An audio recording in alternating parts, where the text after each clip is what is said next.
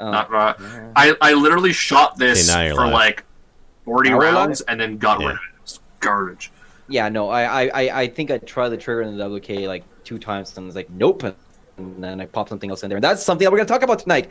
Hello, everybody. Welcome to the Canada Guns Talk Show, episode 92. Ho, ho! Merry BANTALK. I am your host, The Crover. Say hello, everyone. Hello, everyone. What up? Yo. For tonight, first of all, we're not dead. We just have better things to do than this show. Mainly make money. Some of us have better things to do in this show. I can guarantee you that I don't. Oh, don't say that. Just move to Alberta. All your problems. Just move to Alberta. You'll have lots of things to do. We're not dead. We've just been, doing other stuff. I've been mainly buying and selling guns. What about you, Garrett? What have you been up to? Using this fine hunting rifle to shoot a deer today. Oh my. Who's got the mechanical keyboard? It's not mechanical, it's just You're old. banned. Okay. Banned. So, 223, appropriate cartridge to shoot a deer. How far were you shooting the deer? Did you shoot the deer with the cartridge or with a bullet? With the whole the thing. cartridge. I threw this whole thing Yeah. right through the gun. Well, because Sweet. that's how it loaded it happens, in. isn't it? That's Like what the this. news showed me, is that Like that this. whole thing just comes out. See? Just so it's got that extra punch. You put it backwards too. That's a pro Well, move. yeah. Yeah. And then yeah. I balanced them on the brake. But no, 100 yards. Very good shot. Died instantly. What weight of bullet? 62 grain. And what kind of Federal bullet? Fusion. Ooh. Just your regular bullet. Just the heaviest one I could buy off the shelf. Really? They didn't sell anything heavier? Nope, not Why a don't you Canadian just Tire. use like a 62 grain like green tip or Tire. something? I don't know. Guess that's what I bought. Worked good. So I think Dropped I it. still have some 75 grain Adriel, Hornady. if you show that Tactical. link that I sent you there. I don't know if you can pull that up. How'd you send it to me? I sent it through the IRC. Chat. Yeah, I can do that. Yeah. Yeah. So Yeah. I'll pull it up for everyone who can watch. Yeah. Yeah. They can see Started Hey, like guess what? This there's is going to be a deer. hunting show, so we're going to see some hunting shit. If you don't like hunting shit, fuck off. Too late. Yeah. Way too late. Way too That- late. Yeah. Yeah. We're showing dead deer already. Nice. Yeah. Yep. That's in We'll your start on garage the there. top. The yeah. top. So picture. yeah, go ahead. So, Adriel did a nice review on this hunting blind from Cabela's. Bought it. Worked excellent because that deer right there is about 10 feet away in that picture. Yep. That deer was about to stick its face inside the blind because it was snorting, stamping like it wanted to come in. I'm like, should I shoot this thing? And then our friend here, you scroll down to the next Her picture. husband Yeah. showed up. Scroll down to Yeah. the next one. He was pissed that she was talking to me. So So you did that he to came him. over to start some shit. And let me tell you, the pistol mag and the WK was ready to answer. Because also, hunting 10 rounds, the appropriate amount of rounds. No, So- the appropriate amount of rounds is more than what you have. Well, yeah, but I'm in Canada, so... Yep. So, Hey, you could have had a 458 SoCal mag and you could have had 13 or 12 or maybe. well, I don't know how you many. know what would have been times. sweet is if I had 300 blackout and I was suppressed. Because then I could have shot his wife and him. Oh, Yeah. Yeah. Double tap both of them in the boiler Yeah. room. Yeah. Yeah. Yeah. So then brought him home. Next picture. You can see Yeah. he's dangling there. He dead. Big boy. Really nice rack on him. Using an He's happy. engine lift? Yeah, absolutely. Oh, beautiful. I love it. Yeah. No fuss, no muss. Stays There's out my of the poker way. table. Yeah. You can see my son's electric mini bike, some weights, various other garbage that I have. You Cause, got the poly on the ground. That's yeah. a pro move. That's someone that's Yeah. butchered a couple times. Yeah. yeah. And then if you scroll down to the next one, that is the entry wound. Because there was no exit wound on this deer. In and done, hey? Yeah, smacked him right. It hit. You can see where it hit the one rib, Yeah. and then turned the one lung to goo. Heart was still intact, everything. I regretted not pulling it out and taking a bite out of it. But no one else was there to film it, so, you know. If you Can't don't do it for on the gram. camera, did it really happen? Yeah. I mean, Adriel, you've got a picture of you biting into a heart, don't you? Maybe. I don't know. I eat a lot of weird stuff. So, yeah, I was actually quite impressed with, because it was a little bit high from where I was aiming, but he was fairly close. So my gun is zeroed at 50 and was like a 1/4 inch high at 200. So at 100 yards, it should be a little bit higher. I probably should have aimed lower, but It's fine. it's dead. He dropped. Didn't waste no meat. You pulverized its airbag, So How'd the bullet look? That looks like it got shredded. oh, there wasn't any piece. Like I sifted through the mess of goo that poured out of him, and I couldn't even find a tiny piece of it left. So that like fusion's supposed to see, be a that's bonded because bullet. 223 tumbles and like creates a giant cavity, right? Well, it's probably going too fast for like that fusion Oh, is yeah. a bonded bullet, but it's like even that's not going to save Yeah, it. because you shot him No. from, like you said, 10 feet away. That's no. I shot him at 100 yards. His Oh, mouth was okay. 10 feet away. At 10 feet, I probably would have had to unload the mag to hit him because I suck so bad at shooting. But I had my shooting stick with me and my chair. It was super nice. It was plus 3 degrees out. I was sitting in a chair in my blind, just quiet. Had enough time. I probably took 10 pictures of that doe walking up. Just as soon as she would put her head down to eat, snap some pictures. But no, then her That's nice. boyfriend came out, and then it was all over. So I'm excited. No, it was her husband. You made a widow today. It was No, her no. husband. You made a widow. No, that was just her fuck toy. I don't think he was the biggest one around there. I wonder if a copper bullet would punch and give you a hole on the other side if you used it with a 223, like a TSX or something like that. I The, would imagine so, but I would agree, but that's purely based on all the videos that I've ever seen of anybody shooting any copper bullet into any medium. It is always like damn near 99% retention of weight. It Well, just goes yeah. right through. Yeah. whatever Like you're I don't shooting know at. about on a 223, you probably lose the pedals off of it because it's just going so quick. Yeah. But you'd still be left with that little mini Coke can shape, like that cylinder, like pushing through the other side and giving you a through and through. yeah, it would definitely. I feel like a What's full the, copper would just stamp right through a deer. Yeah, not that your bullet didn't work. It looks No, like it did its no, job it's- just What's fine. the advantage? Like, hunting noob here. Why do you want the bullet to punch You through? don't. Or do you want the bullet to punch I through? want it to punch through. You want to cause the maximum amount of damage to the chest cavity to put that deer down so it doesn't move. Because you're not, if by shooting it there in the ribs like that, you're not doing any damage to any usable meat on a deer. Like there is, Unless you like the rib meat, which I don't know anyone who does. It's so much it's work. and it's so thin. Like you're not even Yeah. getting a 1/4 inch of meat on a big deer. So to just whack away in there and take out heart, lungs in one shot is pretty solid. But the They're thing off- is, any Sorry, go bullet ahead. that goes through, that's wasted energy. That's energy that wasn't left in the animal, destroying vital organs. If So you don't if really the want bullet it dumps to go through a that. lot of energy on the other side, if it just it- pokes its way through. Sorry, Garrett, you go ahead. Yeah, I'm like, it doesn't take a whole lot of punch to mess up. Like, if that bullet just touches the heart, it's toast. Yeah. If it puts a hole in one of the lungs, it's gonna maybe run 100 yards, start puking up foam, and then die. But this, like I said, I was quite impressed that it hit it and it just dropped dead. Like, I've shot them with 30-06 where they've ran.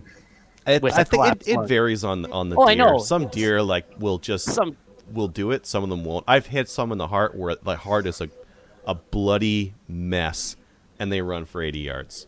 That was what happened to my buddy's deer on opening day. He shot it, Oh, took out a shit. lung and a heart. That deer took off like a cannon, ran 100 yards, dropped over dead.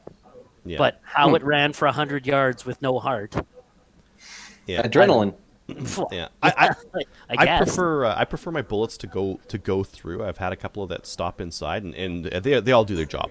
But if Yeah. on a through and through, you'll usually get a little bit more blood, so you can follow a trail a little bit easier. And if you end up hitting any big bones, like if you do a front shoulder punch, Oh, it's not going anywhere. a light bullet may not make it through much bone because there's a Right. lot of bone when you punch front shoulder, Yeah. especially on a big buck like that. So that's Yeah. when when people go, well, why aren't you using a 30 caliber or something like that? No, just a premium bullet. Just a copper bullet would do that. It would go through. And the flip side is its shot placement, right? Where I had opportunity because he was standing, focusing on that doe.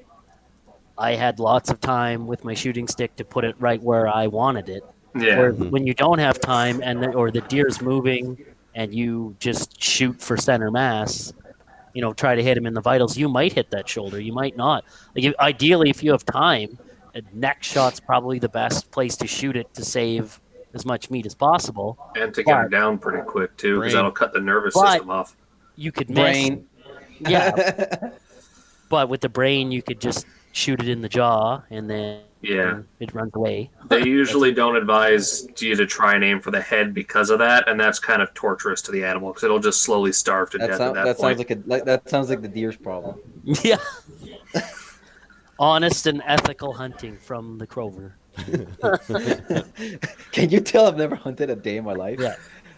And then one last thing was, I used this for the first time. Ooh, is that a Havilon? No, it's a gamekeeper. Oh. But takes the scalpel blades. Yeah, replacement blades. Yeah. One blade did the whole. See, the blade comes off.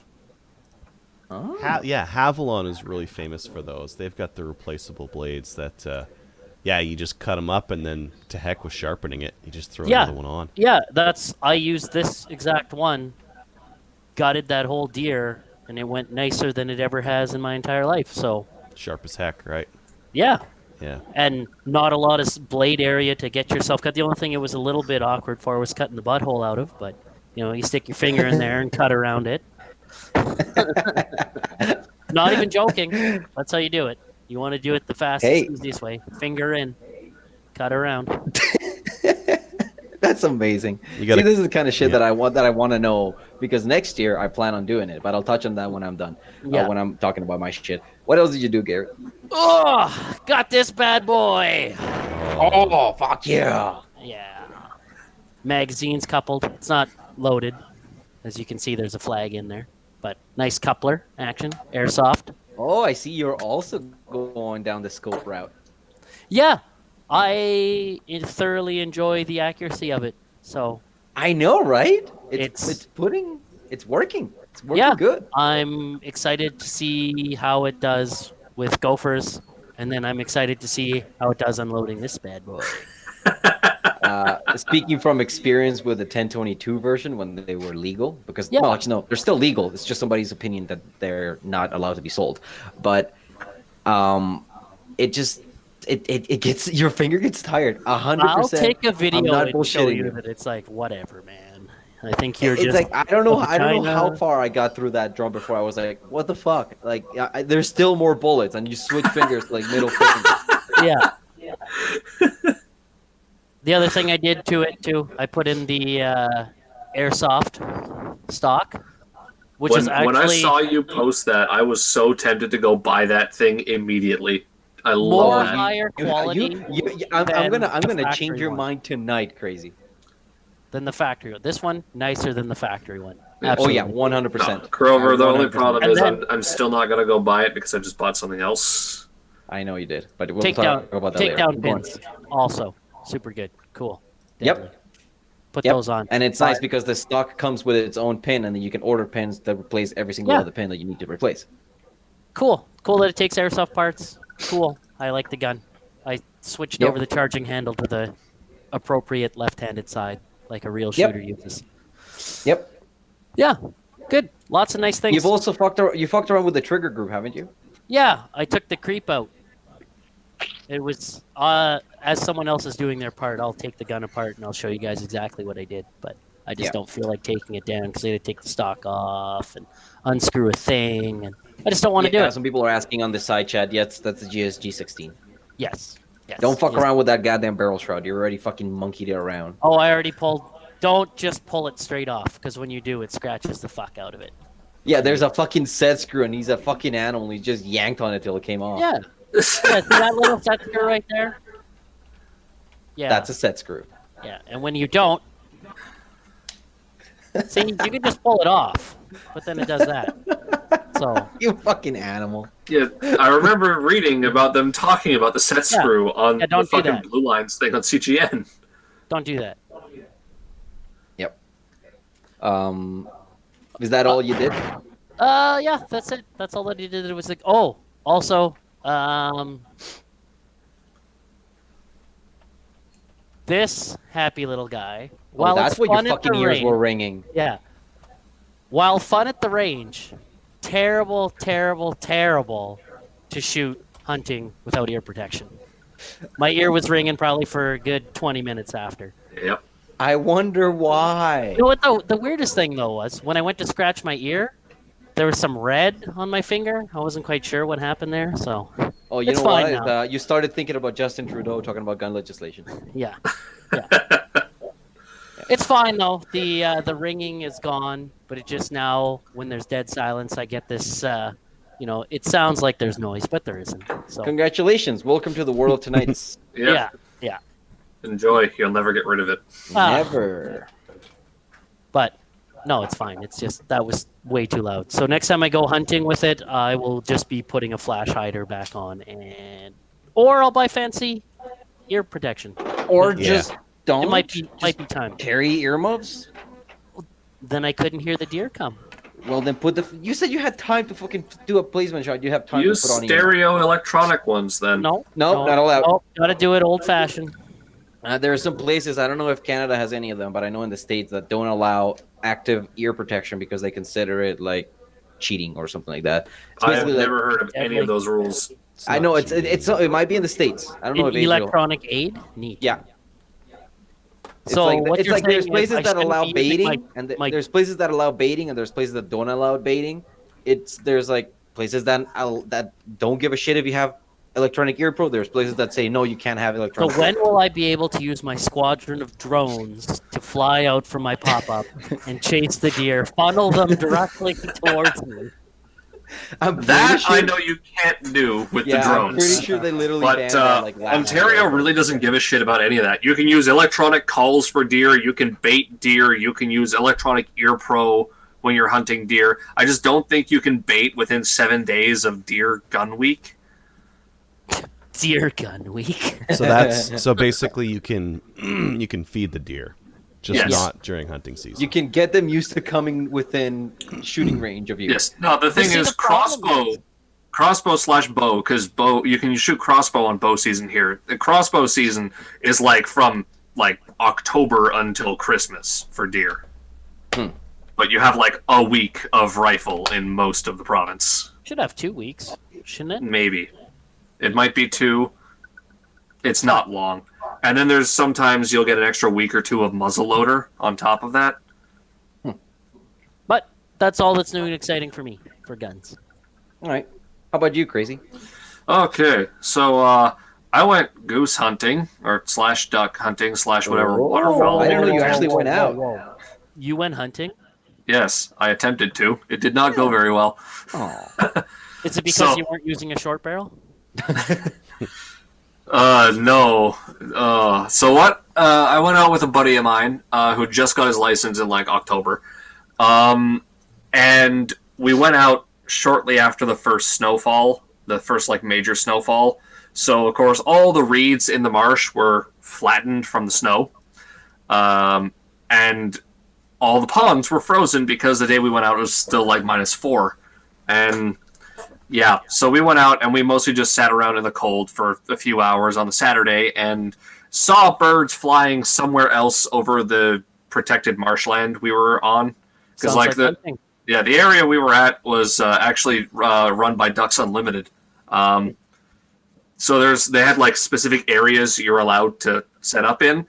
So we saw them over a bunch of other areas from where we were. So the second day out, we went back Sunday where it was slightly warmer, but still covered in snow and mostly frozen. And they were still flying just a little bit further from us over top of some other dude who didn't even have to call them in. They would just fly over him and he would shoot the ducks down. The best shot we had in both of those days was a flock of geese coming over, and they flew right over top of where we were. And the problem is, I had number 3s in. Right. And I obviously have never been hunting before, so I'm not good at this. So I'm just like, I gotta try and take shots. Like, I can't just let them fly past without shooting them. So I unload my 3 into them, and I can tell that I hit something because it starts floundering in the air. My buddy's not shooting. And then I hear him go, my gun's jammed! And I'm like, are you fucking kidding me? You have a Mossberg 500 pump. What the fuck's jammed on this? What we figure ended up happening is his gloves got in behind the trigger and stopped it from going down. So he had, like, number 1s in his gun. He could have fucking killed the geese a lot better than my number 3s could have, but he couldn't get a fucking shot off.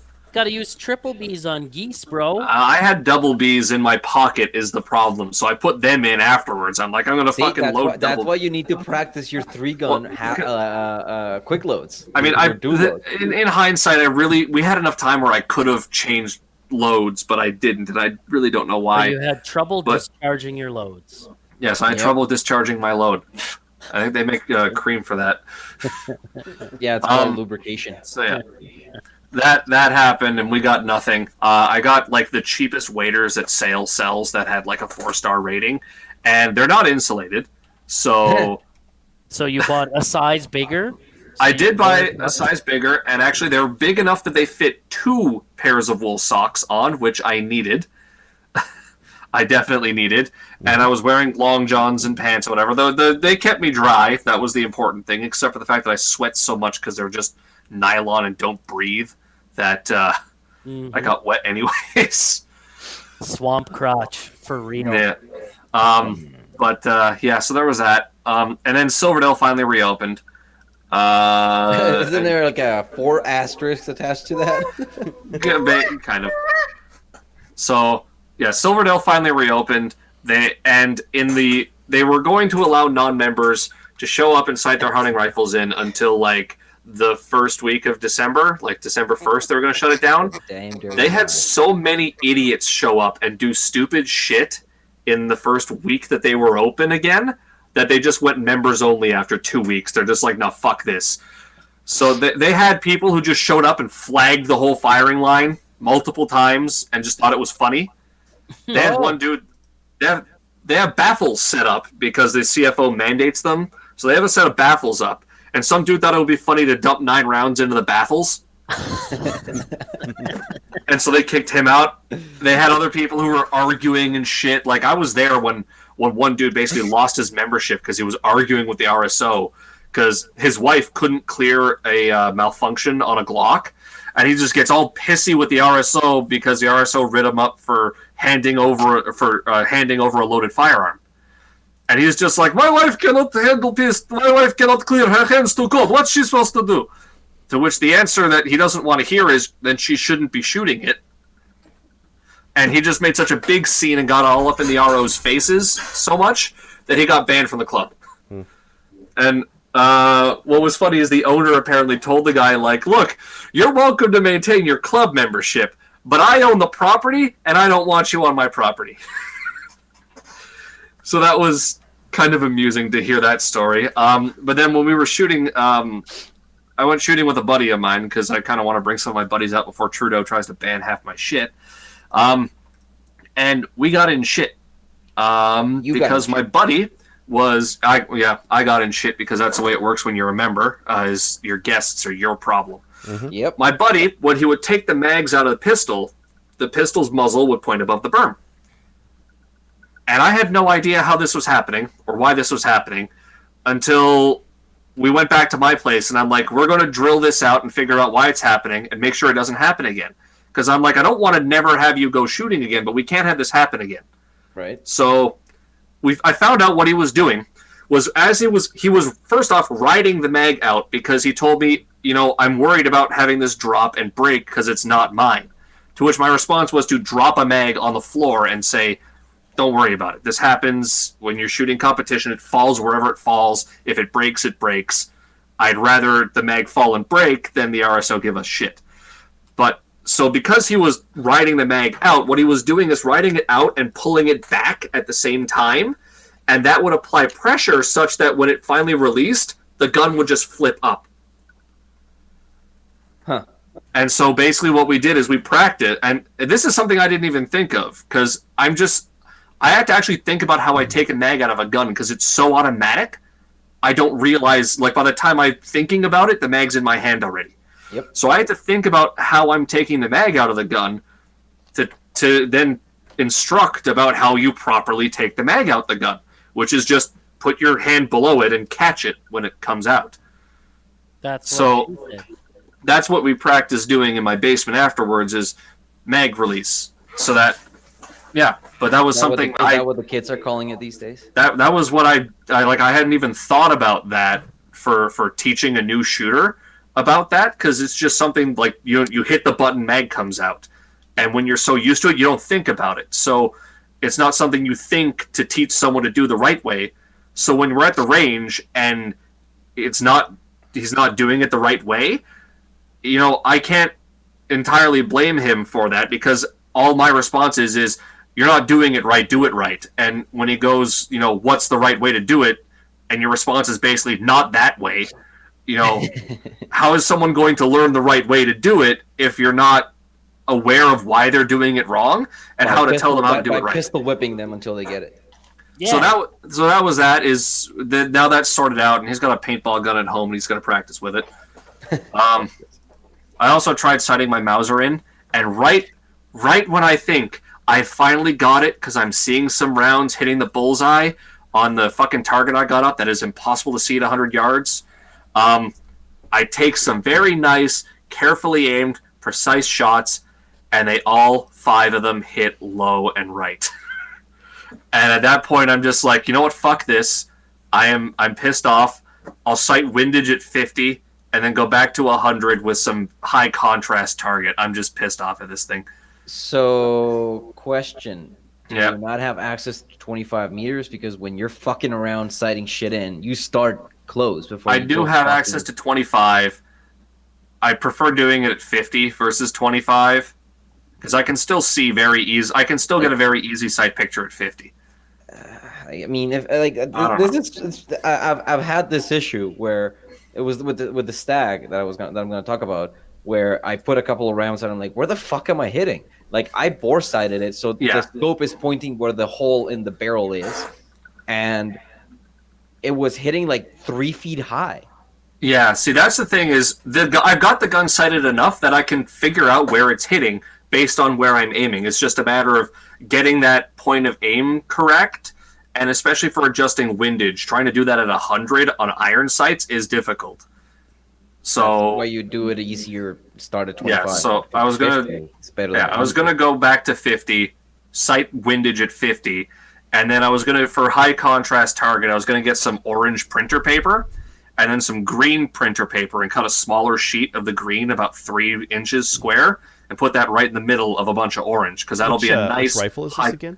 It's a Mauser K98. The other thing that people do for shooting on a black target is set the sights to 200 or 300, and then just do use a 6 o'clock hold right on the bottom. So just hold right on the bottom of the target, because that's easier to see with your black sights where you're at. That's another option. I think I saw bloke on the range do that with SKS when he was shooting it out at. He was at 300 and he had the sights at 400, for example. So it's hitting high. But that's good. So you just hold under, and then you're not stuck with trying to see where your black sights are on a black target. Yeah.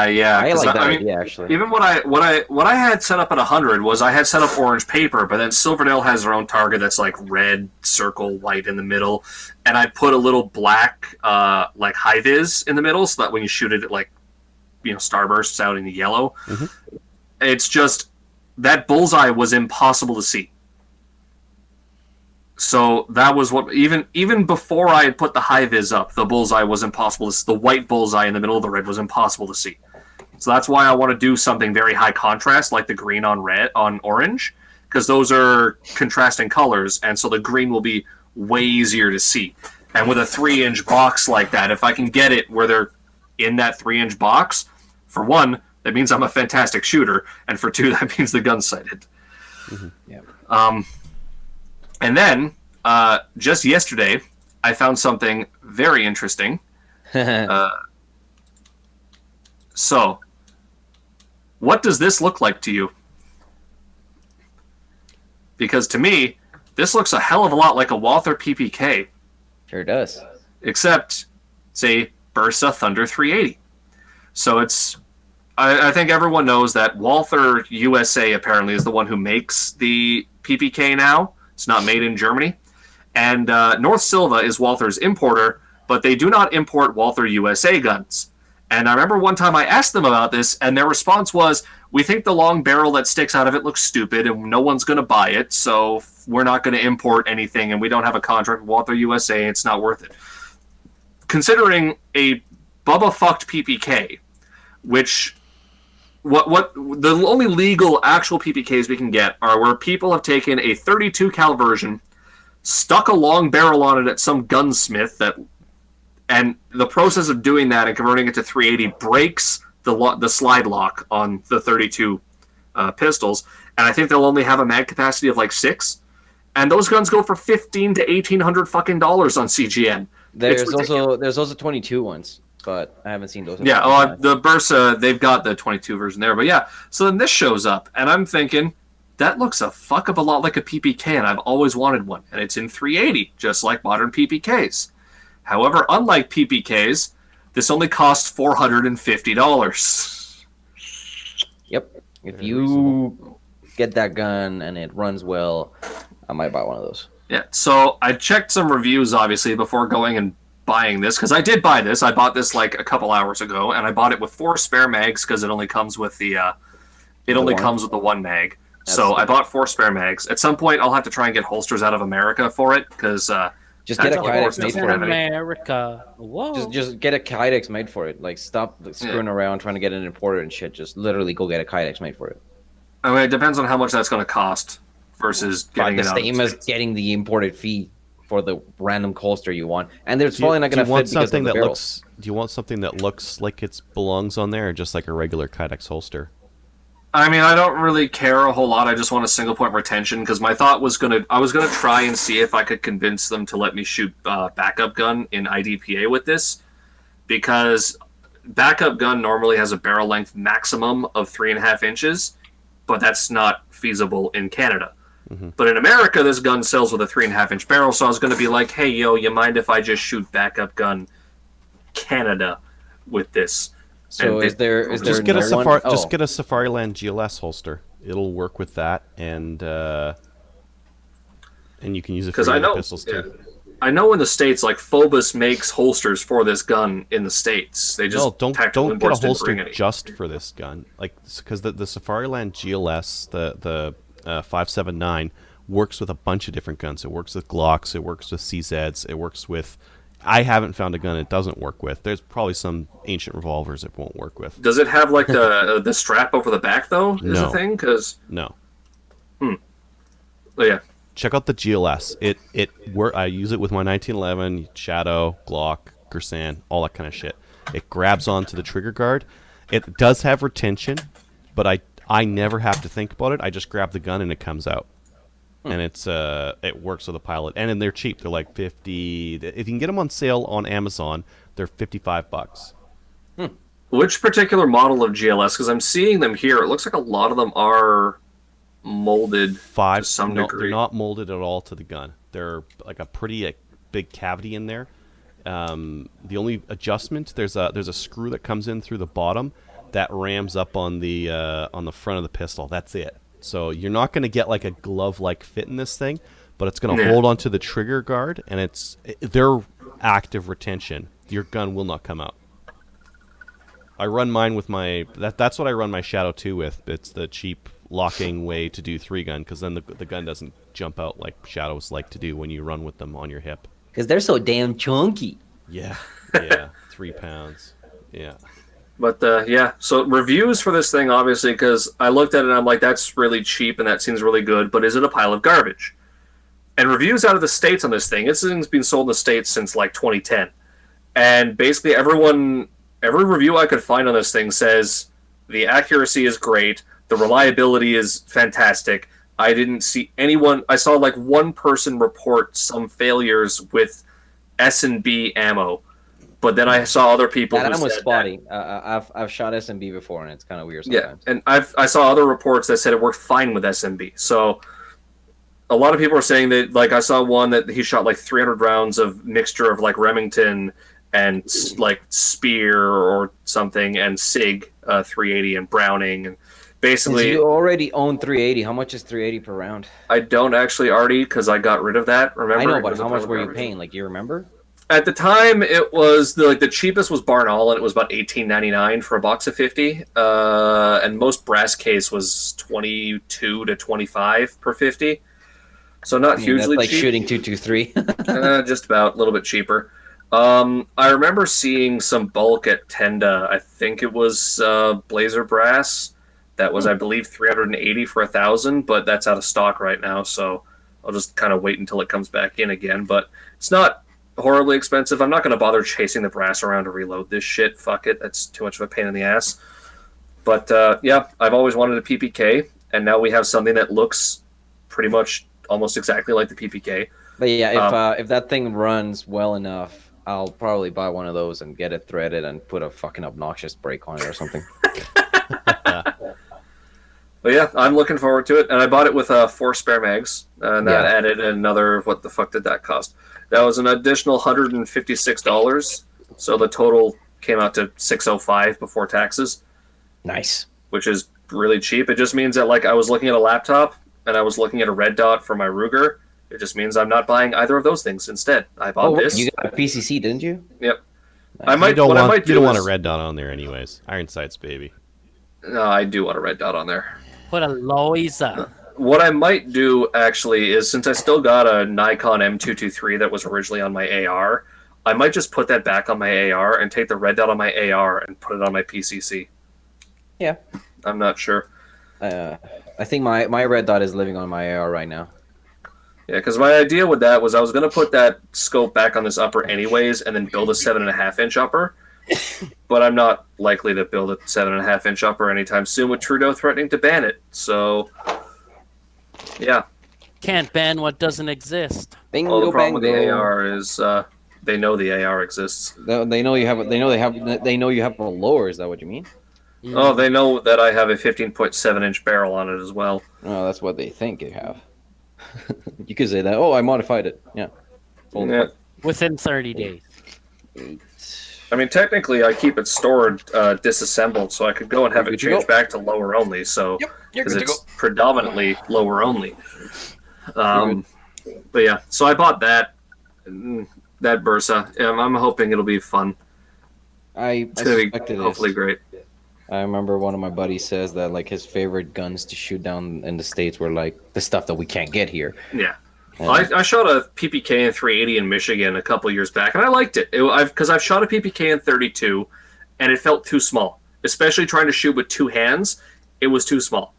But the PPK in 380 was large enough that it didn't feel awkward or actually painful. Because I remember the 32 PPK actually hurt to shoot with 2 hands. It was that uncomfortable. With one hand, it was okay. And then the Walther TPH was just uncomfortable shooting regardless. But yeah, a lot of guys were saying that this Thunder 380 is pretty much, if you're looking, like in the States, this thing sells for like $280. They're like, if you're looking if you're looking for concealed carry for cheap and you don't want something used because this thing has apparently a lifetime warranty, they're like, get this. This is great.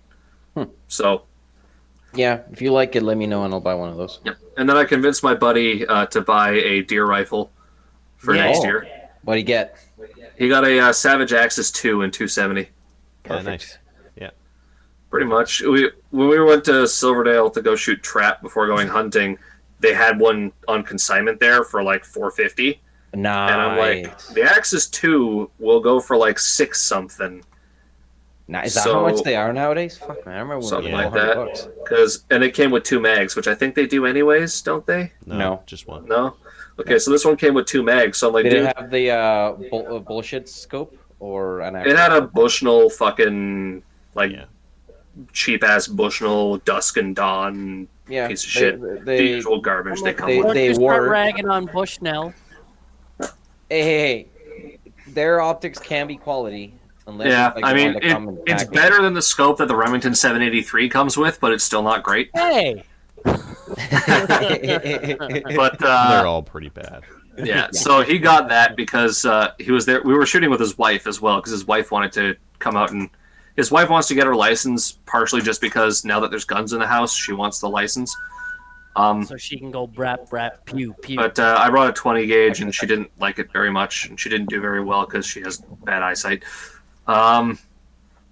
But yeah, it was fun, and then it was there, so we went out to the car and convinced his wife to let him buy it because it was like he's gonna need to buy one by next year anyways, and this is a pretty good deal that's showed up now, so he bought it. The fucking guy, he has like a fucking like 20 gun like Canadian Tire safe. He's got 2 guns in it. He's just preparing. Yep. It makes me so angry because my fucking I'm like playing fucking Tetris to fit all the guns in my 8-gun stack on. You can fit 8 in them. I've got literally double that. Wow, I've got that's 8 crazy. in mine, but 3 of them are handguns. So That's what I mean. I have like 16 in mine, and 8 of them are handguns. Sweet. And then my AR, I take the upper off. Technically, if I were to take my PCC down and just stick the receiver in, because it's not that hard to put back together again, it's just like some Allen screws, big whoop. I could fit another gun in there if I did that with the PCC. Which I've been kind of thinking, like, my 12 gauge is kind of crappy, which is not surprising. I bought it as a cheap, crappy Turkish lever action. Oh, you still have your piece of shit lever, eh? I still do, and it's not great. And I've been kind of thinking about getting like a Versamax Sportsman, yeah. but it's like justifying $1,000 to go duck hunting once a year is. Wait for Black Friday. In my personal opinion, because it's a Remington, it's not worth more than $1,000. So I buy mine when they're well below 1,000. Like Yeah, the last I mean- one I bought off Elixir for like $850 or like I mean, $830. Well, he had a regular ass Versamax. That was like the standard Versamax with all Yeah, the what's fancy wrong with that features one? and all that. Nothing. I'm talking about the Versamax Sportsman, so it's the even cheaper model.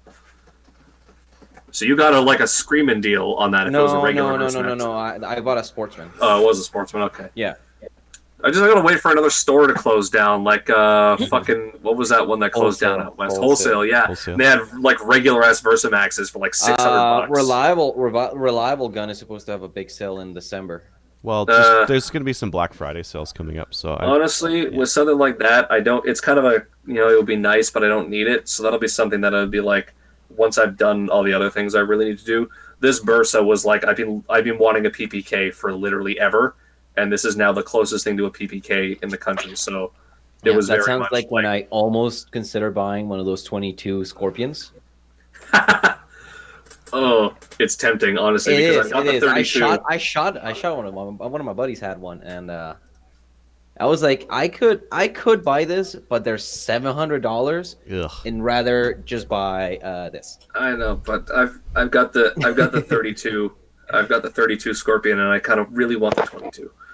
Hey, look at that handguard. Oh, so you did buy Ooh. you did go full retard with it.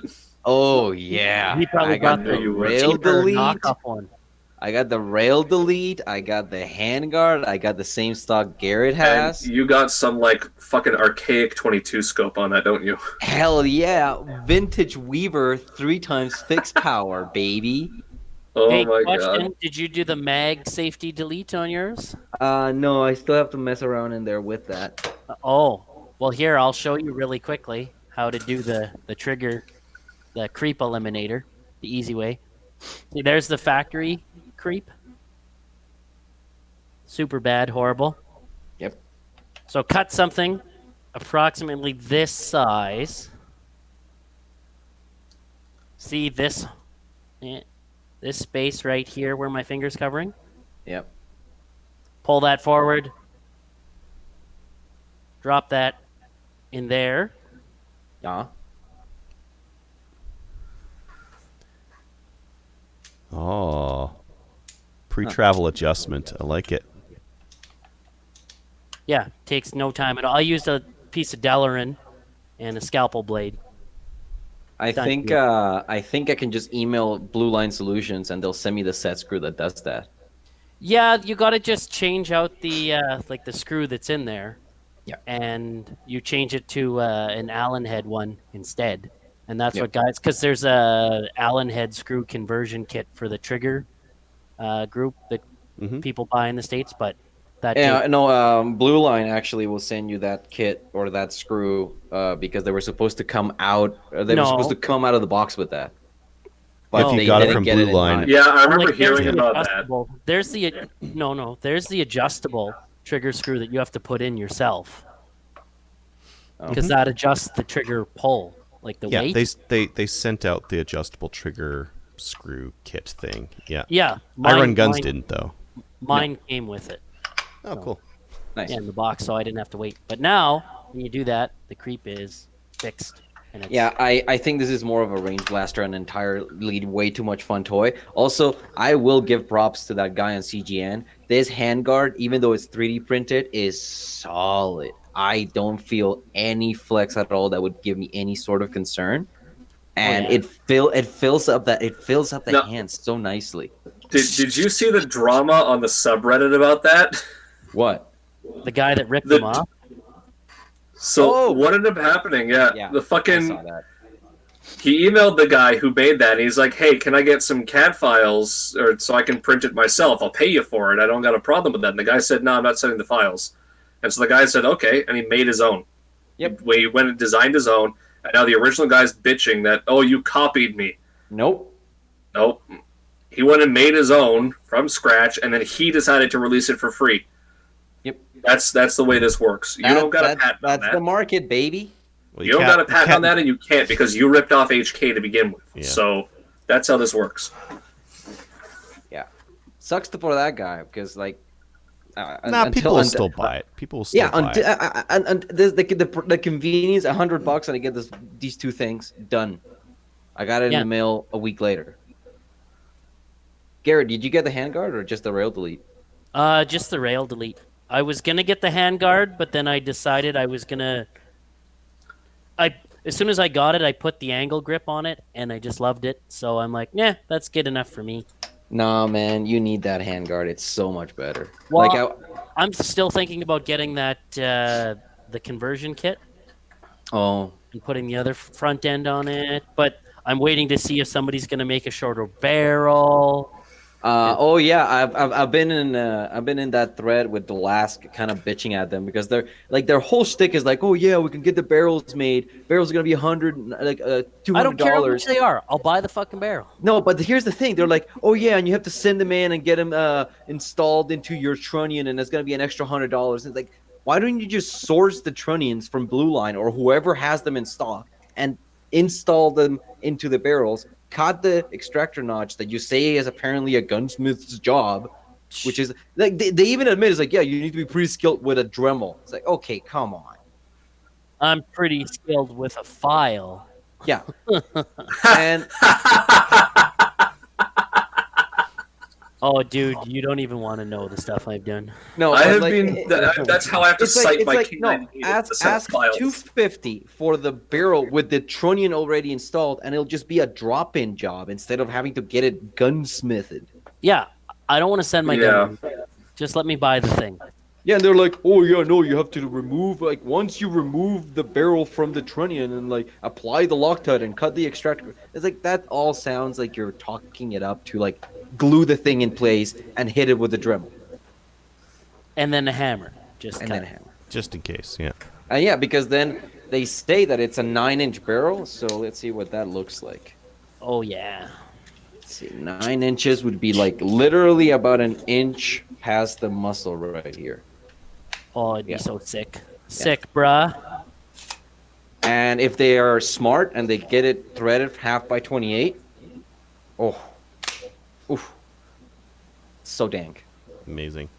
Oh, look at him! Look at crazy. He's like, oh fuck, oh fuck, oh fuck. So the thing is now though, this is already like $460 for the gun, and then you got $100 for the mag, and like obviously I'd buy 2 of them, and then like 5 regular mags, and then No, fuck no, no, no, no. like See, what? no one, and I've done it already. I've said it out loud, and people are bitching at me. It's like, you don't need the drum mag. Honest to God, with the money of the drum mag, you can buy 6 more 25 rounders. Okay, now guess what? I don't give a shit about that. I'm buying the drum mag anyways if I get Yeah. this thing. So That's the whole thing with that. It's $100 for the drum mag, however much for the stick mags. I'm gonna get the foregrip like you've got. I'm gonna get the air shit stock, and then this barrel thing is another $200. All of a sudden, you're at $1,000 for this fucking MP5-ish toy. And then they announced the Chris Vector in 22.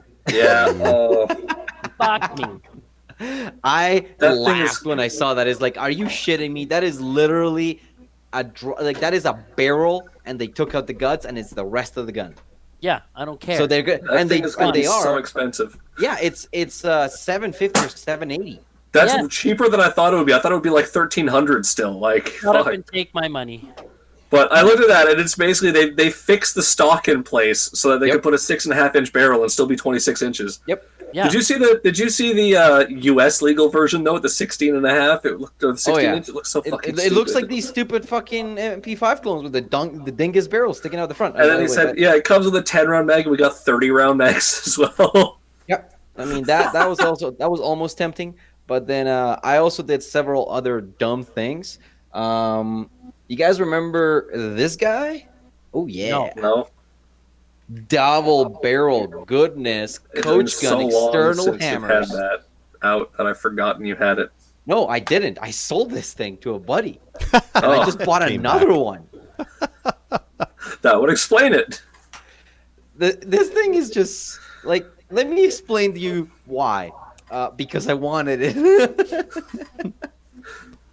It's a Rossi the Overland, and I got it for really cheap.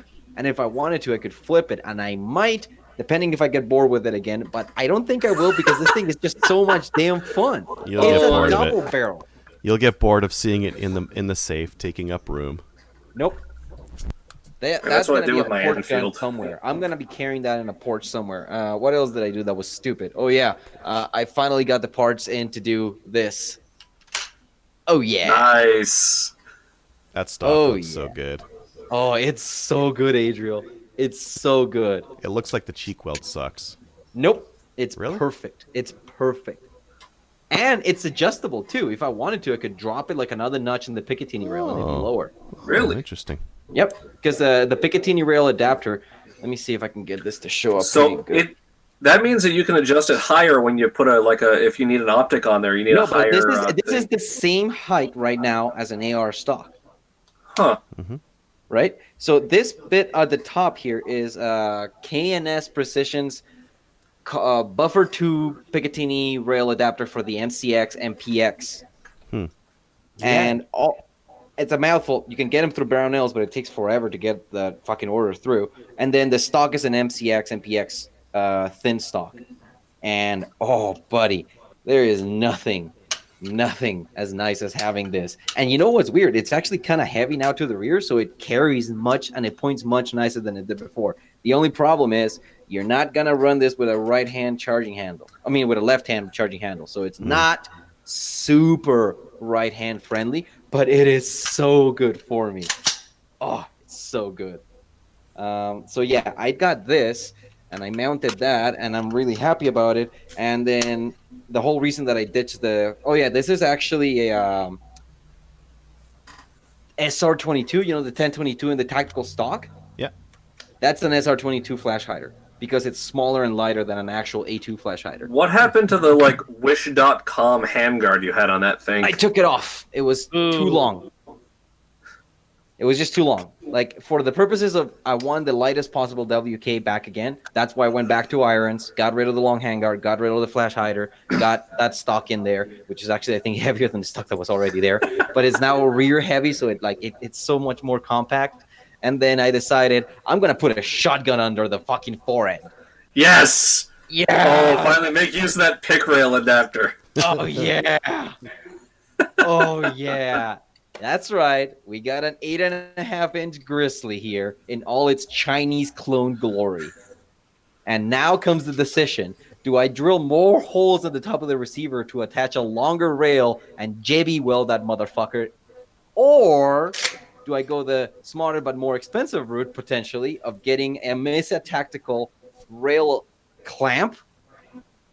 And then I just have to literally bolt the fucking things to it. And it's Does that done. fit Remington 870 saddle mounts like that? Yep. I know because I had. It's again same thing. I had one of these before and I sold it. It was purple, remember? See that? Yeah, I do. Yeah, isn't that the one that you took the picture of with you in the tinfoil hat, or is that a different one?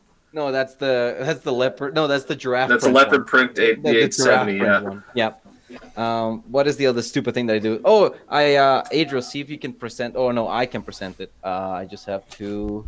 No, I just fell down. Oh well. Happens. That's a nice dent in the drywall. It's the first one. Where am I?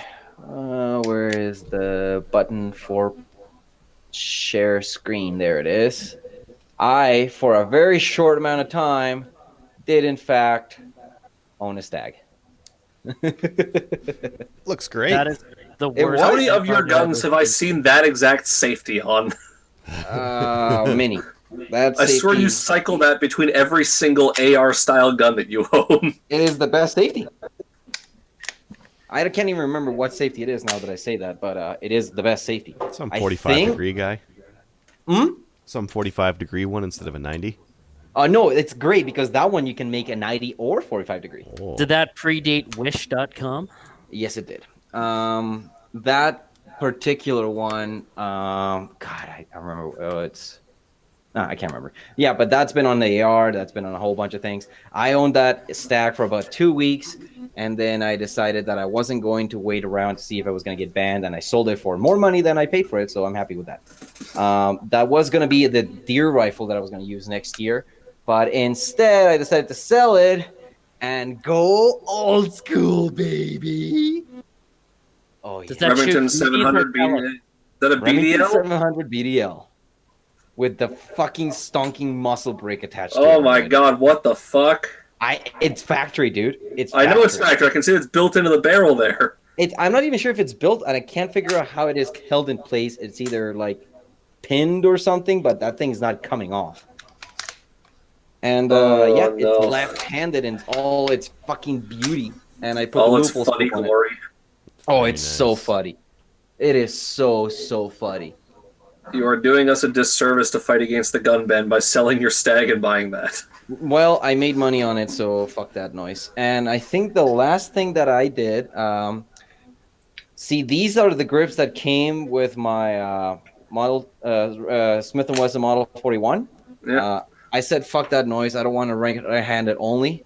And I got myself rosewood, baby. Nice. Very nice. Speaking of grips, did those ones I shipped back show up? Yes, they did. Thank you for sending those back to me. I'm sure that I'm going to put them on a revolver again at some point. But what's interesting is these came from Altamont, I think is the company's Oh, name. nice. That's where I got my rosewood ones for my Smith & Wesson. Yep. And they are so chunky. Like they fill the hands so nicely, Adriel. You would love this grip. Looks and, like a nice 22. It's an ambi extras grip, so you can run a righty or lefty because it's got the shelves on both sides. And then I had a thought that I was sick of having my guns, my handguns, sitting in an old Mosin crate with a lock on it. So I decided to buy this. This is a magnetic sleeve that you can put your handgun in, like so. That's a long barrel handgun. Oh, it fits through the bottom. It fits to the bottom. Surprise! You can just stick it on anything that is magnetic, like a safe. Let's see. Or where's your this? fridge. Or my fridge. I could put this on my fridge. Except not really. Because the problem is, like, there's a weight limit with these things. Because they do come with, like, hooks if you have, like, a fabric surface for this inside of the safe. Or it comes with the magnets if you have magnets. And the magnets are, I'm pretty sure, rated for, like, Tupperware levels of weight. Anything else, like the shadow, nope, it starts sliding down the wall. The Model 41 sometimes slides. The fucking 8-inch barrel 357, that motherfucker slides down too. So what I ended up doing is on the inside of my safe, there is the barrel rests. So I literally rest the barrel of the handgun on the barrel rest for the rifles, and I stick the sleeve on the back of the wall, and it holds in place. And those things are in Amazon for like $15. So All my handguns now live in my safe.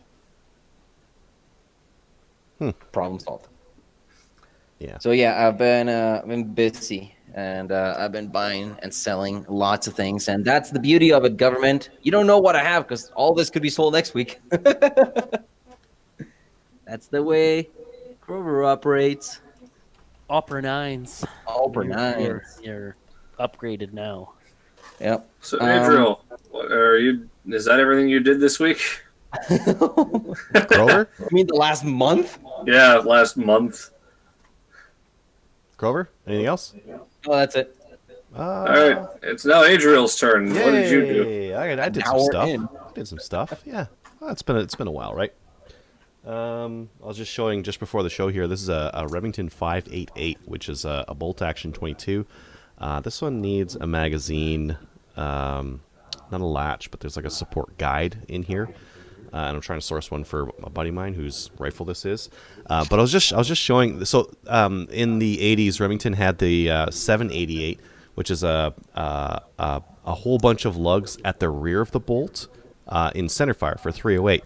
And they kind of copied that idea for this one. I want to show you guys how this bolt comes out. Normally with a 22, pull the trigger and the bolt comes out.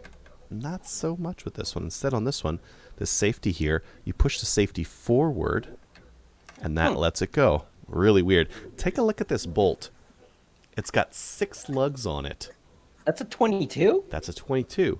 What are they expecting to fucking run it with? Like super duper magnum rounds? That's what I was guess it saying, could. like some for 22 reloaders. Yeah. So it's that's kind of interesting, right? Anyways, I thought I'd share that because A, it's got a weird bolt, and B, it's got a weird magazine release, but otherwise it's just like a 22, right? Right. Pew pew. Pew, pew, pew. Did I show this on the last show? Oh, You got one of those too? This is a shotgun, and it's a semi-auto bullpup. So, which flavor of Turkish knockoff is this one? Is it a Daria? Hema. Or is it... It's a Hema. Oh, I haven't even heard that. Is that the one Tactical Import sells? Yes. Yeah. Okay. Well, they're out of them right now, but yes, that's the one that Tactical Imports sells. So did they send them to you, or did you actually? They sent this Okay, one, and they're good. like, "You want to try Yeah, this thing okay. out?" I'm like, "Yeah, send it to me." Well, Ask you him gotta. to try out a Bursa. What's that? Ask him to try out that Bursa that I bought. Well, people are probably going to buy that one out, so they're probably not going to need me to even do that. These mags, see that channel on the bottom? No. That goes. Well, you take your AFG looking thing off there, No. and it slides on the rail, and then there's your second mag. Oh my god, that's amazing. I thought the max would like anus to anus, like human centipede or something like that. That's dumber. Oh my god. Oh my god, you got a magazine foregrip. Yeah. I like it. And then it's got a lock on the side there, so you press that lock in to take it off the Jesus. pick They rail. thought about this. They actually thought about it. Oh my god. Does it have chokes? Yeah, it comes with three Mobile chokes. Yeah. Is it mobile choke? It's gotta be. It's Turkish. It's either mobile or it's in Vector. I'm pretty sure. Yeah, I'm pretty sure like 90% of those are either Benelli mobile or in Vector. Nice. Yeah, it's That it's could a be a- mobile choke. Yeah, That could be a deadly goose gun. yeah. Except got if you here? switch shoulders and then you get to Yeah. eat the Ooh, wad. we got a full. Oh. He's a full with the steel. That's Yeah, nice. that's good. There's not too Is much that barrel there full on steel it. rated? I don't know, probably. It's 3. Okay, there's a modified. I think I've got I see. 5-stroke. That must be a cylinder in there. though. Cylinder. Yeah.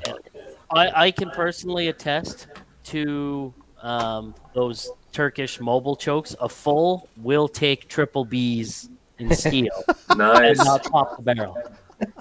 Good to know. Good to know. Because the guy who sold it to me told me it was the other way around. Said 1 was cylinder, 5 was. Oh no. Oh. And I took him at his word, and I shot him like, man, that's a tight group. I looked at him like, And unthreaded, fine, and the barrel didn't. Man, I'm pop, and sniping like, these things so far away. Just pounding the geese. Oh, Yeah. shot a duck and there's just nothing left. Yeah. Yeah, there's a beak and a foot. Did I show? Also, that happens if you shoot ducks with triple Bs. Did I show this on the last show? No, you haven't, and I'm jealous. Oh, this is a. I'm gonna mail it back. I've just got this on loan for review. But this is a Cadex sheepdog. It's a 6.5 Creedmoor. It's a PRS rig, is what it is. So, if you're into PRS shooting, which is a style of long-range precision rifle shooting, you are limited on the number of rounds you can shoot per stage, and you're trying to make hits on a lot of positional shooting, so shooting off barricades on the ground, that kind of thing. And this rifle's built for it, really. I wanted to show a couple things on here because I found a couple things really neat. One is the cheek rest. Oh my god! It's That is spring loaded, so you pop your face kind of where it needs to be, tighten it on, and you're done. That's it. Oh my god! Yeah, it's brilliant. Really like that. It's got like a short throw bolt. It's got like a 25 degrees, so there's still lots of room between your hand and the scope. And it's, baby smooth. It's got like a neat bipod on it. Oh my god! That bipod alone. I don't Does wanna think it of ship with that bipod from factory? I don't think so. No. This is their bigger one. They also sent the lighter one. I'm not going to pull it out right now, but it's on a track. You see this track here? So this lever at the back here, you loosen this guy. If I can figure out, there we go. Yeah, and then it'll just adjusts, right? So you pop it down on the ground, and that'll adjust so that you can go level. So that'll let you go level, and then you just tighten it down, and it's steady. Or you pull your legs out, or... I mean, that's a CADX branded bipod, Yep. so... Cadex branded everything, bro. Yep. Not the scope Steiner. Yeah, that's a nice scope. That's a really nice scope. Yeah. That scope's like $3,000. What's the retail on that? Yeah, more than you can afford, pal. It's pricey. Is that gun worth more than your car? No. Is it You'd need, close? No, my car's new. You'd need like two or three of those to add up to a car. So it's worth a used one of your cars. Oh yeah. Yeah. So I want to take this thing apart just to show you guys because it's kind of wild how it a bolt action is not interesting to take apart, but this thing is. If I can, there we go. No. Just get that guy going. No. Please tell me springs shoot everywhere. Oh, Your forend comes off and forearm, whatever this thing's called. Handguard? Handguard, yeah, sure. Barrel And... round? Wait. Shoulder thing that goes up. I can do it. There And is. they stay there? There's a release. Oh, I just hit a lever. Oh, it's these guys here too. Nope. Righty Lucy. There we go. Yeah, Righty Damn. Lucy. Turkish, don't know how to thread. They don't know what they're doing. And then a lefty Lucy on top, on the bottom. Oh, Yep. Okay. Yep. Oh, and then she just all comes out. And there's your barrel and your whoop. Is my bolt Carrier. still sitting in there? Get Your it. Yep. bolt is still Hey, sitting there. catch. Yeah, it just all kind of shucks I love together. how all the Turkish bolts are the same. Yeah. Like, that is literally the same bolt action in, like, the score pumps that I have. Like, it takes that same, like, rail system there. It's exactly the same as the pump action ones. Yeah. Isn't it? Oh god, damn it! Somebody remind me. There's the Pardis? name of the actual gun that it's based on. It's Oh, the Weatherby. yeah, it's a Weatherby Yeah. action, right? Yeah. And then you just kind of slide it back together and That's hilarious. right to open. That one. That is just wild. Yeah, kind of a weird gun, eh? The fact that I they mean- like counter-threaded that one nut on top there. I think it's a jam nut to like hold them together, right? Yeah. Yeah. Kind of makes sense, but kind of weird. And then Like- skadoosh. Here's the bolt and one from, Yeah, like, it's the one of my same fucking thing. Wait, That's Same from thing. one of I'm the going to pump you. actions. Yeah. Yeah, like, It's the same thing. like exactly the same bowl from a pump. Now, how well do like red dots hold a 0 between taking the handguard off and putting it do you on? really want to think about this that hard? You don't need a shotgun to 0 because you're pointing. You don't aim a shotgun. You point it. If you're Yeah, like close turkey enough. hunting, you need to make sure that your dot or your scope that you put on it's maintained 0. Okay. Just stick How the many barrel down turkeys the have you turkey shot? mouth. I haven't shot many, but I know that like when you're shooting with like a fucking extra full at a turkey that's 60 yards away, Good for you for shooting at a turkey 60 yards away. It's way easier if you just go like 10 feet from them, and then and then decapitate them with the gun. yeah.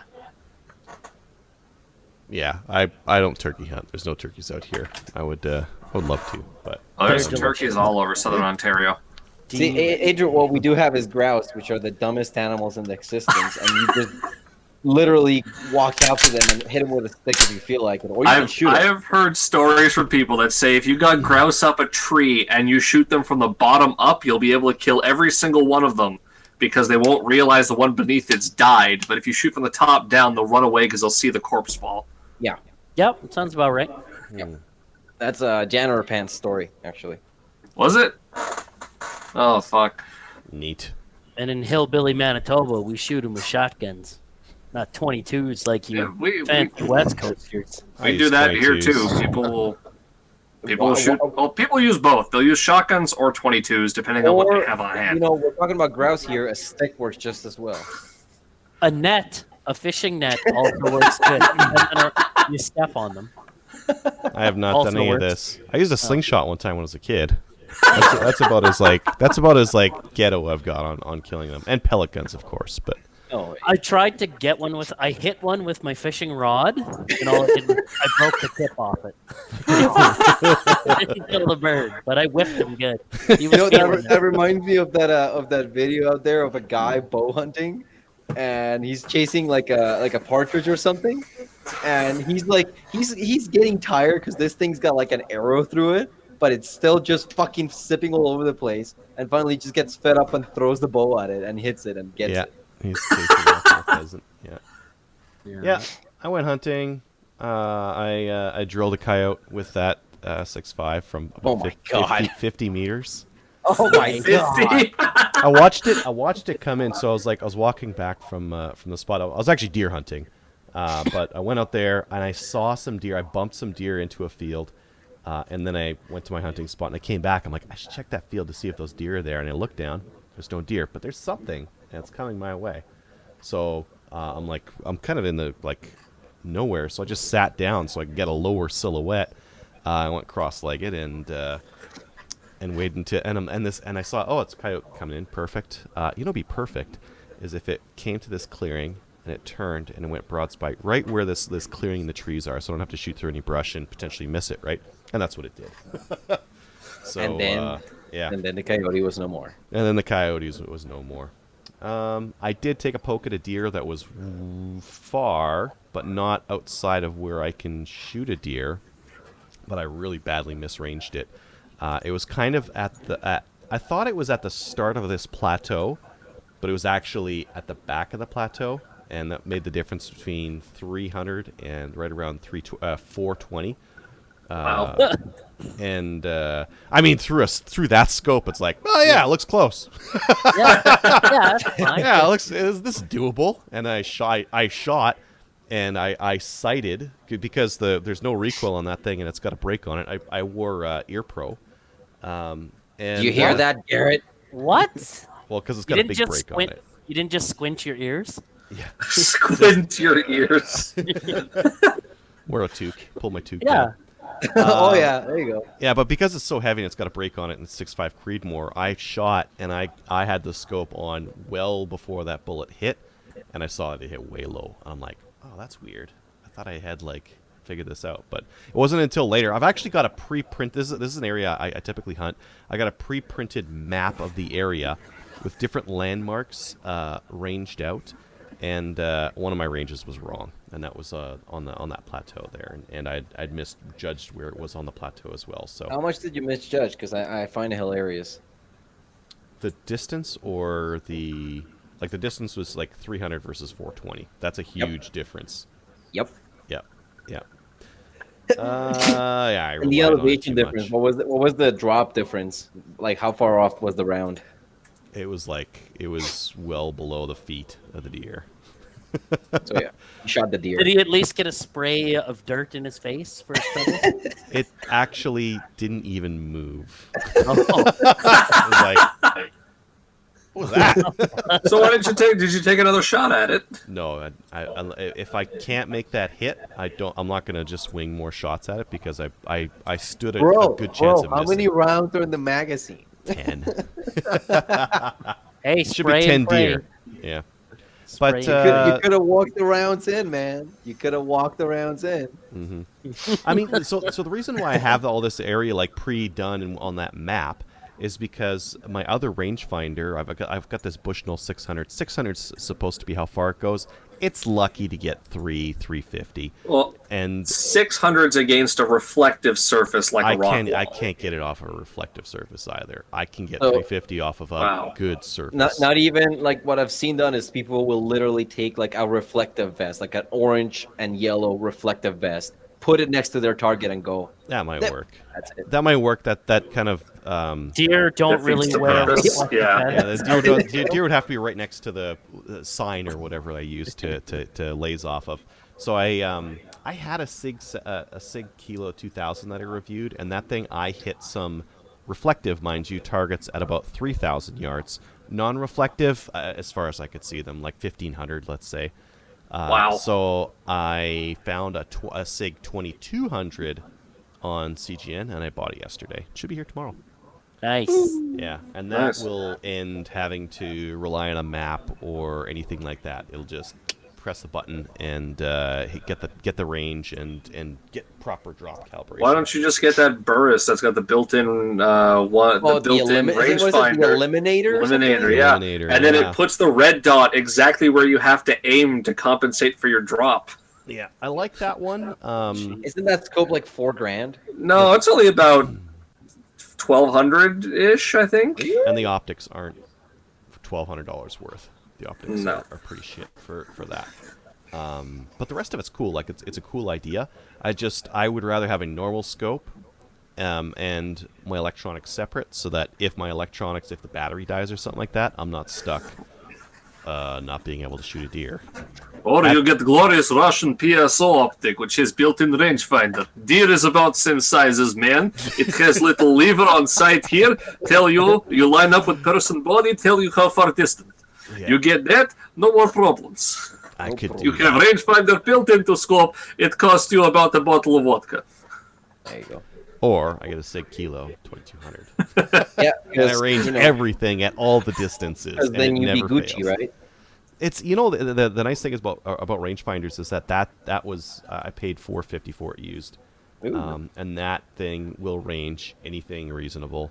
And there's not like some of the nicer ones, like you can get some of the binocular rangefinders, and they double up as binoculars, which is kind of nice because you kind of They're want binoculars expensive, anyways. though. But they're very expensive. The good bino rangefinders are $1,000 or more.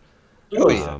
Ugh. Yeah. Whereas this was $450. It'll range everything. It's got 7x on the optics, so I can use it. Like one of the things I was thinking about was getting like a nice pair of binoculars, because I'm going to be hunting with my son next year because he's going to be old enough that he can hunt deer, and I want to just secondary, right, and not just spot everything with my scope. So I'll just use this. 7x is enough, and enough to just take a peek at something. Binoculars would have been nicer, but not for $1,000. Not for $1,000. Not $1,000 nicer. Yeah, and this thing, like I've experienced where it will laze everything, and at ranges that are far beyond anything I need to shoot. So that'll be cool. And I got another safe. I got a stack on 8-gun safe. I'm gearing up for Maple Seed next year, and I need to have a bunch of loaner rifles in case people bring a rifle that's entirely unsuitable. So I've got one safe. That Like stack this? on is just Actually, I was is- gonna say, Yep. did you see Cabela's has the Thompson Center 1022 clones for like $350? I know where I can get like 1022s for $350 though. Yeah. Well, there you go. Tundra Supply in Edmonton here has some has the synthetic non-stainless for $350, the stainless for $399. Well, there you go. Or if it's just going to be loaner rifles, we get that like Scorpio Chinese thing. That worked well enough. Nah, It's like, what, $150? Yeah, I got one of those too, but You give that one to the guy that you really don't like. yeah, that would be a horrible one. Well, one of the things with Maple Seed is you want to get your hand like right underneath the gun, and you can't do that with anything that's got a mag that sticks out because You handguns can are- with this. This is got a nice flat section right there. Look at that. Yeah. But that look at where that mag's mag's going going to get into your wrist though. Listen, they sell 10 rounders for this. I want to use this gun. You'll actually end up torquing your mag, and you'll cause misfeeds. I saw someone shooting a Marlin 795 at the last Maple Seed I was at, and they had, just show you here, they had their hand underneath, and it was putting pressure on the magazine, and that was causing the rounds to because the mag would push forward slightly and the round would push like down. yeah. So anything where the magazine, a little bit of pressure to it can cause misfeeds. Garrett. That's where you run into issues. Garrett, what? they're full of shit. We're just going to use our GSGs. Yeah. You can use your 110 round GSG. drum. The 597 should be good, but Maple Seed you need a sling, and the standard 597 has no sling mounts. Just That's Drill why, holes, that's why drill God invented duct tape. The 597's a decent rifle for it because it's just got that Zip bump ties. there. You can totally put your hand on that. Yep. Live or die by the zip tie. Actually, we zip if a student comes and they don't have sling stud mounts, we zip tie on, and we have an HK clip that it clips onto. So we're prepared for that too. I love it. I love it. The HK clips are kind of like a carabiner kind of a thing, except they've got a sling loop on the other side, and they clip onto everything. So you can use that with, let's say you had fixed loops, you could just click onto those too. So, yep. We're going to touch briefly on the BANTALK. Is that All it, guns are Adrian? banned. Yeah, I'm done. All guns are banned. I guess technically we haven't had a talk show since the election. Shit went down, yo. We're fucked, and we'll find out how fucked we are in about a week, 2 weeks. Yeah. Do you want to throw out some, December 6th. should we throw out some guesses because we won't have another show before the next one? So we had guesses last time. We've actually had a couple of show with guesses and paranoid delusions. So what if we did some guesses now? What do you guys think? I don't think they're going to ban all semi-autos. They're gonna go for the AR.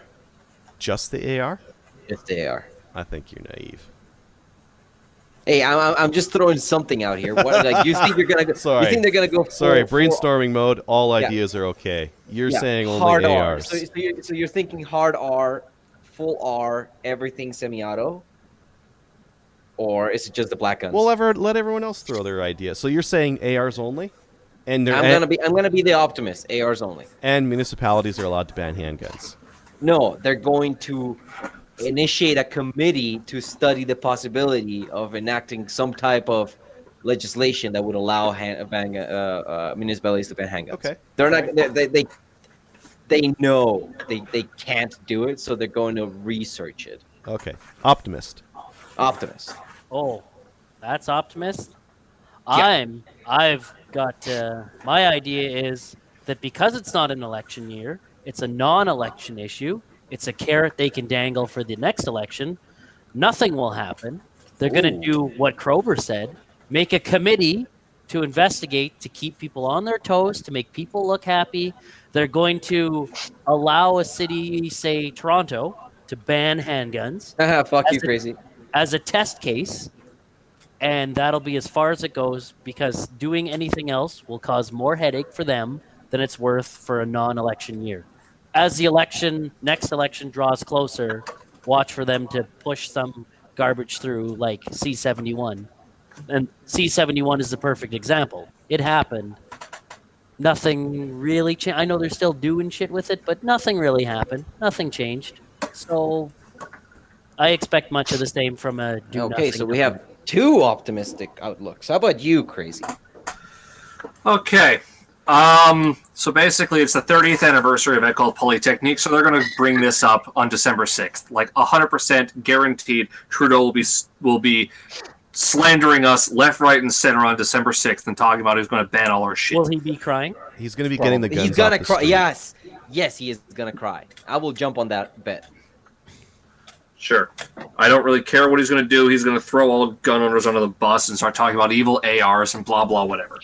But what's he gonna Obviously, ban? they're going to go for anything that's restricted and a rifle for certain. They're going to go. I don't think they'll go categorically semi-automatic, but they will go with a bunch more stupid by name bans, and they will also mandate magazine capacity based on what you are using it in, not what it was designed for. They will rather explicitly ban shit like LAR mags and Glock mags in a rifle and things like that. They're going to go for by names. Basically, they're going to ask the Coalition for Gun Control, what guns do we ban? And the Coalition for Gun Control will hand them a list that's got like all these Turkish bullshit on it, 50 cals, the WK, the Caltex, all of these things, and they'll just ban this whole list of by name shit straight from the gun lobby's ass. They're going to talk about this handgun ban shit, even if they try and implement it. For one, Jason Kenney's not going to do it. Doug Ford's not going to do it. They've admitted it needs the province to actually do anything with it. So it's going to effectively, it'll fuck over BC mostly and Quebec. And even then, anywhere that implements it, it's going to be sued. It's going to be challenged in court. It will be shot down because it's not constitutional, but that's not going to stop them from trying it. They might back off on the full ban, and they might just write up some bullshit about safe storage. And if they do, I expect what it's going to end up being is the handguns have to be in a safe, and the safe has to be bolted to the wall. And that's what I'm expecting What, like there. South Because Africa? Disassembled. I don't think you're going to have to disassemble it. They might try doing that for transport now, but they're going to mandate the handgun has to be in the safe and bolted to the wall. The safe has to be bolted to the wall because they've been talking about increasing the safe storage regulations for That bullshit. they have, yeah. So, yeah, basically, if it's tactical semi-auto and has a detachable magazine, expect it to be targeted. They'll probably, like, I know there was talk saying they'll ban the SKS. They're not going to ban the SKS. There's too fucking many of them. It's too hard. I think that they will realize that, especially if they start trying to push for this shit, then they'll get pushback when the numbers start getting higher and higher and higher and higher and higher because it gets more and more and more expensive. Now, as for the timeline for this, they're going to virtue signal the shit out of it on December 6th, but nothing's going to happen because they have to have the time to actually write the legislation up, appoint the ministers, blah, blah, whatever, and like Parliament doesn't convene until December 5th, which is the day before the ECHO 30th anniversary, and then they go on break for like half of December and all of January and another week after that. Their first priority is going to be the budget, so I expect this to show up February, March, at the latest May, June. We'll actually have the there's also legislation on the possibility table. that nobody's gonna back the budget, and then we have another election. Yeah. See, here's the thing. That is the interesting thing is actually Jagmeet Singh is threatening to not even the budget, the throne speech. He won't even get to form government. He'll make the throne speech, and there's already threats that it'll be toppled at that. Now, I don't think Jagmeet Singh's got the fucking A, the balls for it, and B, the money for it, because the NDP are flat fucking broke. Big surprise there. A party that has no idea how money works is broke. But basically, they had to mortgage their headquarters in order to pay for the last election. So, despite Jagmeet Singh's whole rah, I'll vote down the throne speech if he doesn't capitulate to my demands, he's not going to do shit. The budget might be a bit more of a contentious issue because Trudeau has to push through the pipeline, and the pipeline needs funding, and that funding is going to come from the budget. So what will end up happening is he's going to make a budget that no one's going to like because the budget's got to have money for the pipeline. He's going to have to I think what he's going to try and do is either get the NDP to back off the pipeline by strong-arming them and going, you don't have the money for another election, or he'll try and pander the budget to the Conservatives to try and get their support to pass it, because it'll be like, well, I designed this a really nice Conservative budget, and if you don't pass it, it'll make you look like the bad guys here, because he's got to get some party to work with him. And if it's involving pipelines, it's got to be the Conservatives, because the Bloc won't, the NDP won't, and the Greens won't. So don't matter. that's going to be the issue with the budget here, is he's going to have something in the budget that's going to piss off everyone. and it'll just be who is he going to pick that he pisses off the least when it comes time for the budget. And that's why he's at a very delicate position here. Does he capitulate on the pipeline? Which, honestly, for him, what does he lose if he capitulates on the pipeline? Alberta and Saskatchewan didn't elect a single Liberal to Parliament.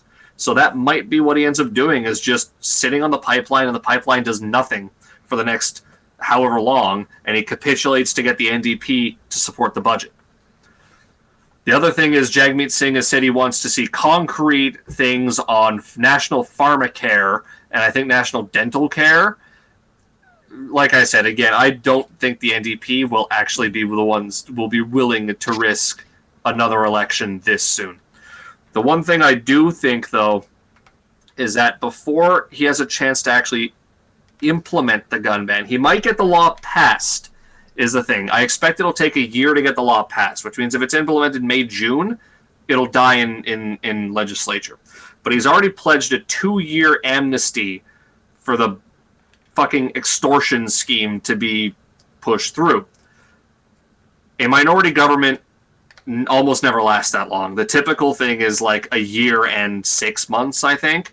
So his government will likely fall before he has had a chance for the entirety of this scheme to come to fruition. It might even fall potentially before he has a chance to pass the legislation. And there's another thing is if he ever prorogues Parliament at some point, the legislation dies. So that's another thing is I expect this legislation to show up in late winter, early spring, but there's several ways it can die before it actually gets passed. He could also just have it tabled and sit on it forever. And like 71. Like 71. And like most people expect this will take at least a year to pass. Some people are hoping that since it's a minority, it can be pushed to 2. Because one of the things with C-71 is anytime debate got brought up for it, the Liberals passed a motion limiting debate on the issue, which meant that they couldn't drag it on as long. The Liberals won't be able to pass that same motion, which means that debate can go on for basically as long as they want it to, and they can waste a shitload of time debating this thing and calling up a whole bunch of witnesses who will all preach about how terrible guns are and how gun owners are murderers and shit. But yeah, and then, like I said, since he pledged a 2-year amnesty, it's likely the government will topple during the middle of that amnesty, and if a conservative government comes in, even in a minority situation, they'll have difficulty repealing that law because of the fact that the Liberals and the NDP and the Bloc will not support repealing that law, but they will likely be able to indefinitely extend the amnesty to essentially make it so that the law is not really coming into force. But yeah, that's what I think will happen, is even if he gets a chance to pass the law, I don't think that his government will last long enough for the law to come fully into force to the point where we have absolutely no option left. So, I think that there will be another election within the next 2 years, and we will have a chance to go and vote Trudeau the fuck out before all of our guns are gone. So almost full R gun ban, but yeah, it's not going to be categorically all semis. It will be a list. I feel like it will be a list. I don't know that he's going to go full New Zealand on this, but it'll basically be, I expect the Coalition for Gun Control will hand him a list, and that'll be what he bans. I don't think so. That's you're saying a list on all restricted rifles, a list, and they'll try the municipal thing and it won't work. Yeah. I'm going semi-auto, box-fed, centerfire. Whoa. That's 4R. That's my guess. All of those get prohibited, and because remember what happened in the 90s? They list banned a bunch of stuff, and like very soon afterwards, we started building other stuff. It was like, oh, can't have an AR-15 or can't have a FAL, but this Type 81's fine, or this other thing's fine, because those all meet the letter of the law. So I think they'll be putting a new definition in, and that will define what gets banned and what stays banned, and that'll be that. I still agree with you on the timelines. Like it's hard to get through. I think the Bloc and the NDP and the Greens and everyone other than Conservatives will support this kind of legislation. Oh, yeah. So that's going to be tough to get passed. And really, the only hope of this not getting through is for the Liberals to lose in 2 to 3 years or less. and the Conservative Party to get in and enshrine these things somehow. Like put in their own gun control laws that are Shall not simpler. be infringed. Shall not be infringed would be an option. A restricted is a this, a prohibited is a this, and a non-restricted is this, and then we're done. That would be fucking amazing, and that's what I believe they had at one of the conservative policy. Yeah, meetings. The policy convention that they got, I think that they elected Scheer in at that conservative caucus meeting or something similar around. Then they put in that for the simplified classification system. Yeah, and that would be amazing if we get a simplified classification system in. That would make it a lot easier, and it would make it less risky for this kind of shenanigans to come out. Because this is like, oh, they're going to ban the AR-15s. Why? There's 70,000 of them. There's been one crime committed with one back, like, I don't know, 20 years ago. Who cares? One thing that's interesting that Trudeau might end up doing here is he might back off on the confiscation of them, and he might go for grandfathering, simply because if he proposes confiscation, it becomes an appropriations bill, which is traditionally a confidence motion. But if he doesn't propose confiscation, then the bill's not a confidence motion. So there's less risk for his government if he only proposes grandfathering versus if he proposes confiscation. Yeah. I don't know. I don't think that. Well, I mean, we don't know, right? Like we're just guessing at this point based on what they've said, and what they've said has been complete nonsense. They're going to ban assault rifles like the AR-15. The AR-15 is not an assault rifle. So what else does that include? Doesn't matter. There's also the fact that since his election, Trudeau's backed off on talking too much about gun control. Nah, he said his acceptance speech had guns as like the third thing in there. He talked about whatever other horse shit he had that were platitudes, and he said, and we're going to get guns off the street. He said that, yeah, but then when they discussed his priorities after that, the next day, guns did not come up in the discussion of his priorities. It was like housing and medical care and good middle-class jobs. Guns didn't show up in that priority list. So, who knows? Like I said, I still expect there to be shit about it come December 6th, because it's the 30th anniversary of École Polytechnique. So I expect him to show up at some fucking speech and talk about we're gonna ban the AR-15, we're gonna ban the Mini 14, we're gonna ban guns like the ones that did this 30 years ago, so that this never happens again. And then, of course, when it happens again after they've done that, and then we're gonna ban neckbeards. But it hasn't happened. Like we haven't had a mass shooting with more than 10 deaths since École Polytechnique. We haven't. There's been none with 10 or more deaths. And École Polytechnique was one of, I think, 3 shootings that have involved an assault weapon.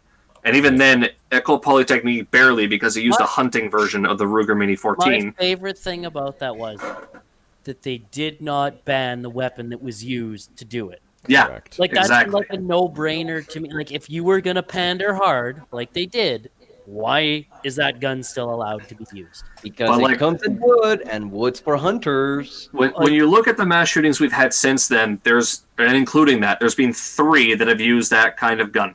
There was obviously École Polytechnique. There was, I believe, Meyerthorpe, which used a prohibited HK-91 by a man who was banned from owning firearms. And there was the Moncton shootings where they used an M305. Yep. Other than that, mass shootings in this country have been pump-action shotguns, handguns, and a bolt-action rifle. You've got the La Loche, Saskatchewan was a pump-action shotgun. Most of the ones in Toronto have been handguns, and Danforth actually does not count as a mass shooting by the FBI's definition of it. And then there was the most recent one in Fredericton was a bolt-action rifle. The Quebec mosque shooting, he had a CZ and it jammed, and so he switched to his pistol. And his pistol is what he actually used to kill people there. So when you look at this, these guns are not being used in crime. They're not being used in mass shootings, and Trudeau is importing foreign problems to pander to. I think what you need to take away from this is that the CZ is not a reliable gun. That's the most important thing. Don't you know the CZ is now an AK-47 and is used in propaganda in Eastern Europe? Hey, don't forget, I own the same gun that John McClane had in Die Hard. Now you have a machine gun. Ho, ho, ho. Yippee-ki-yay. Yippee-ki-yay. I think that's a good way to finish. Yippee-ki-yay, motherfuckers. We're fucked. Let's see what happens in 2 weeks. And hopefully, nothing does. Nothing. We'll have. I'm gonna laugh. So the problem with the throne speech being defeated is people No, might we're just done. vote No, liberal. we're done. We're No, done. Yeah. No Done. more politics. Stopping.